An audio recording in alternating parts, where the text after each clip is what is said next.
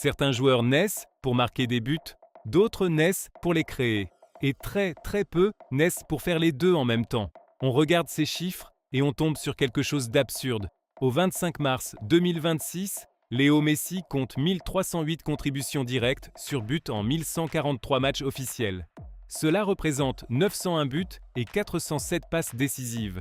En d'autres termes, il est directement impliqué dans plus d'un but par match. Il a 38 ans, 71 buts sur coup franc, 47 titres officiels et un héritage qui n'appartient plus seulement au football, mais à l'histoire du sport elle-même. Léo Messi n'est pas seulement un buteur, ni seulement un créateur de jeu. Il est les deux, à un niveau qui semble impossible. C'est pour cela que, pour tant de gens, il est le meilleur joueur de football que ce monde ait jamais vu.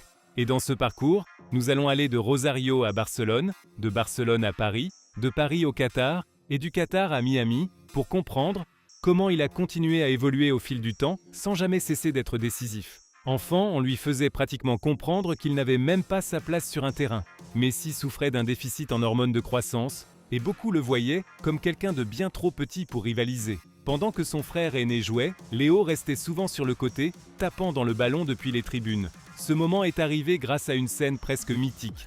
L'entraîneur du frère de Messi, Salvador Aparicio, avait besoin d'un joueur de plus et a demandé qu'on appelle Léo. Sa mère a hésité, mais sa grand-mère l'a poussé à essayer. Et lorsqu'il a enfin mis le pied sur le terrain, tout a changé. Il a commencé à laisser les défenseurs derrière lui comme si le ballon était collé à son pied gauche. Aparicio lui criait de tirer, mais Messi continuait simplement à dribbler. À la fin, l'entraîneur a pensé qu'il était trop petit pour conclure. Quelle ironie! L'homme qui allait devenir l'un des plus grands buteurs de tous les temps a un jour été considéré comme trop petit pour frapper. Son premier club a été Newell's Old Boys. Il y est arrivé à 8 ans, maigre, avec un maillot qui semblait immense sur lui, mais avec cette électricité dans les jambes qui le distinguait déjà de tous les autres. Il partait et on avait l'impression que le temps lui-même accélérait juste pour lui. De tout petits pas, un centre de gravité incroyablement bas, des changements de direction impossibles. Et en Argentine, la comparaison avec Diego Maradona est apparue de façon inévitable. En 1986, Maradona a marqué contre l'Angleterre ce que beaucoup appellent le plus grand but de tous les temps. Petit, gaucher, le ballon collé au pied. Les ressemblances étaient trop fortes. Et en 2007, contre Getafe, Messi a fait quelque chose qui ressemblait à une réplique surnaturelle de ce but. Il a reçu le ballon à droite, a commencé sa course de loin, a éliminé joueur après joueur, puis a conclu pour offrir le célèbre Ankara Messi. À ce moment-là, il n'était plus une promesse. Il était le destin en train de se déployer juste sous nos yeux. L'un de ses premiers entraîneurs a dit un jour « Quand je le vois jouer, je pleure ». Parce que le football a un numéro qui pèse, le 10, le numéro du magicien. Et lorsque Messi est arrivé à Barcelone, ce numéro appartenait encore à un autre génie, Ronaldinho. À ce moment-là, Ronaldinho était le meilleur joueur du monde. Mais quand on le lui disait, il répondait que ce gamin deviendrait le meilleur de tous.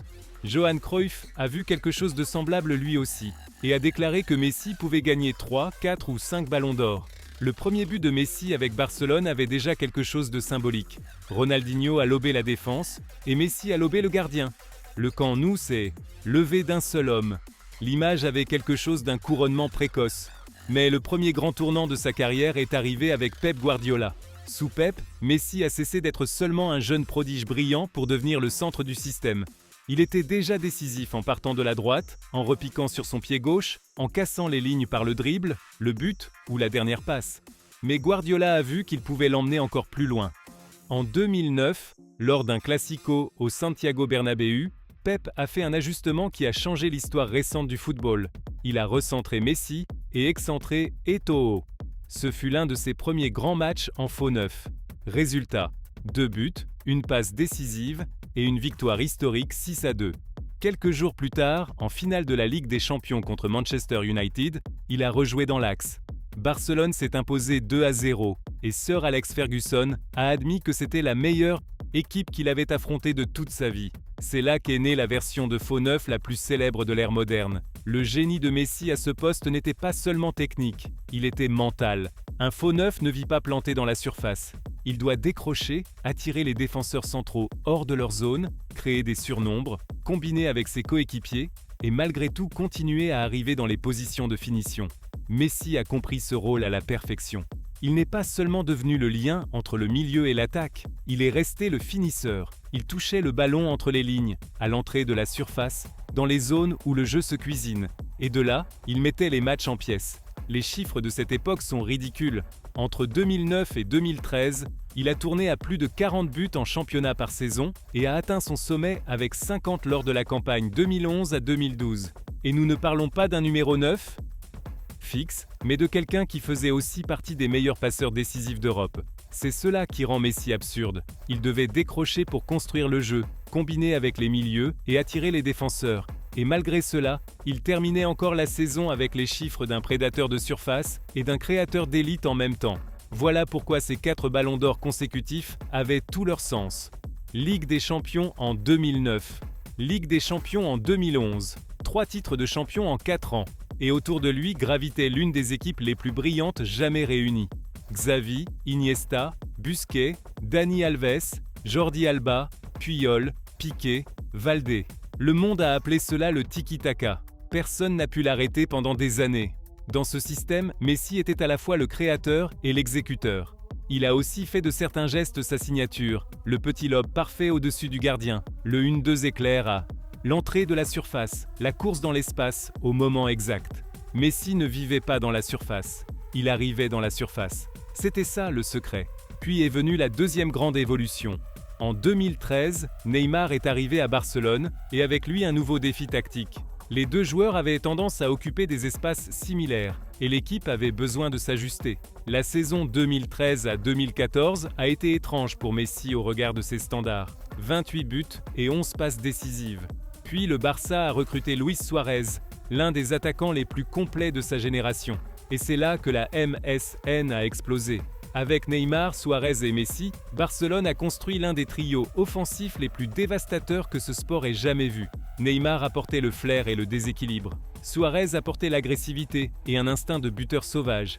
Et Messi, depuis la droite, a commencé à se transformer de plus en plus en créateur excentré. Il recevait le ballon collé à la ligne de touche, partait, obligeait le latéral adverse à prendre une décision, puis, en une fraction de seconde, repiquait sur son pied gauche. À partir de là, il pouvait tout faire. Un 1-2 et une frappe, une passe diagonale dans la course de Suarez, un renversement au milieu ou un long ballon dans l'appel de Jordi Alba.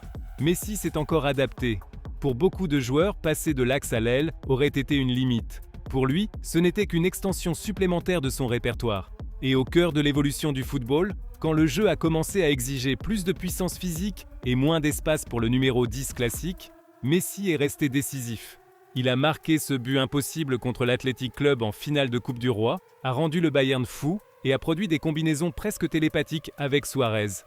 Puis sont venus les départs de Xavi et Iniesta, le vieillissement de l'équipe et les mauvaises décisions du club. Neymar est parti en 2017 en essayant d'échapper à l'ombre de Messi et le Barça a mal dépensé cet argent. C'est alors que les gens ont commencé à parler de Messi-dépendance. Mais même dans ce contexte, Messi a continué à régner. Entre 2016 et 2021, il a remporté 5 trophées Pichichi consécutifs. Et lors de 3 de ces années, il a aussi gagné le soulier d'or européen. Le volume n'a jamais baissé. Ce qui a changé, c'est la forme des buts. Il n'était plus le Messi qui te détruisait encore et encore avec des dribbles sur 40 mètres. Il était devenu autre chose, un créateur total. Ses cartes de chaleur le montraient plus éloigné du but, plus impliqué dans la construction, presque comme un milieu offensif. Et malgré cela, il continuait à inscrire des quantités absurdes de buts. Puisqu'il ne vivait plus dans la surface, ses frappes sont devenues plus difficiles. Alors il a compensé par une précision monstrueuse. Selon un modèle XG de StatsBomb, il a fini par marquer 44% de buts, en plus qu'un attaquant moyen des 5 grands championnats n'en aurait marqué à partir d'occasions équivalentes. Ce n'est pas normal. La saison 2018 à 2019 résume parfaitement cette période. Messi était inarrêtable. Le coup franc contre Liverpool lors du match aller de la demi-finale de Ligue des Champions reste une image éternelle. Puis est venu Anfield et l'effondrement du Barça. Mais même au milieu d'une équipe brisée, Messi a continué à les porter vers des titres de champion. Et sur coup franc aussi, il s'est réinventé. Au 25 mars 2026, il compte 71 buts directs sur coup franc, déjà devant Pelé et derrière seulement Juninho, qui en a 77. Puis est venue la séparation avec Barcelone. Les larmes, l'incrédulité et une fin que personne ne voulait. Ensuite est arrivé le PSG, où son passage a été débattu et souvent jugé sévèrement. Mais là, aussi une autre évolution très nette est apparue, celle de l'organisateur plus reculé. Il n'avait plus la même explosivité qu'avant, mais son esprit, lui, restait intact. Et comme il avait devant lui des joueurs de vitesse comme Mbappé et Neymar, il a commencé à utiliser encore davantage la passe comme son arme principale. À Paris, Messi décrochait très bas, relevait la tête et balayait tout du regard. Il voyait le chevauchement d'Hakimi, l'appel de Mbappé, Neymar qui décroche. Et ensuite il lâchait des passes comme des coups de couteau. Ses conduites de balles sont devenues plus courtes, plus fonctionnelles. Non plus pour entrer lui-même dans la surface, mais pour gagner 1 mètre et déclencher l'action finale. Et en réalité, tout cela le préparait à la seule chose qui lui manquait encore, la Coupe du Monde. Avant le Qatar 2022, il avait déjà remporté la Copa América 2021, mais il portait encore trop de cicatrices. La finale de 2014 perdue, contre l'Allemagne, les finales de Copa América contre le Chili, les critiques sans fin, jusqu'à ce que Lionel Scaloni apparaisse et transforme une sélection de noms en une véritable équipe. Scaloni a construit une structure autour de Messi. Si Messi ne courait pas, De Paul courait pour lui, Molina le couvrait, Di Maria apportait de la classe, Julián Alvarez apportait de l'énergie devant. Enzo Fernandez, McAllister et Paredes ont compris le plan. Et dans cette Coupe du Monde, nous avons vu une synthèse parfaite de toutes les versions de Messi. Le faux neuf, le créateur excentré, le meneur reculé et le finisseur précis. Il y a ce but contre le Mexique, sec et chirurgical. Il y a cette passe décisive brutale pour Molina contre les Pays-Bas, celle que lui seul pouvait voir. Il y a cette action contre Gvardiol en demi-finale, mettant le feu au côté droit comme à ses plus belles années. Et il y a la finale contre la France, où il s'est encore montré décisif aussi bien dans la surface qu'en dehors. Pendant longtemps, l'une des fissures humaines du mythe avait été les pénaltys, mais cette fois-là, il n'a pas manqué. Il a marché lentement, attendu Loris et conclu avec une douceur presque insolente. Cet enfant que l'on avait autrefois jugé trop petit pour frapper était en train de marquer le but le plus important de sa vie. Puis il a soulevé la Coupe du Monde. Il a touché le ciel. Il a clos ce débat que le football avait passé des années à transformer en une sorte d'épreuve inachevée. Et après cela, une autre Copa América avec l'Argentine est encore arrivée. Plus tard, avec l'Inter Miami, il a continué à agrandir son héritage jusqu'à atteindre 47 titres officiels, le plus grand total jamais enregistré pour un footballeur. Il reste aussi le joueur qui compte le plus de ballons d'or. Voilà au fond l'histoire de Lionel Messi, l'histoire de l'adaptation, l'histoire d'un enfant. Fragile à qui l'on a presque refusé le droit de jouer et qui a fini par devenir un dieu du football. L'histoire d'un petit dribbleur qui est ensuite devenu un faux neuf, puis un créateur excentré, puis un organisateur reculé et qui, dans chacune de ces versions, est resté le meilleur ou l'un des meilleurs joueurs de la planète.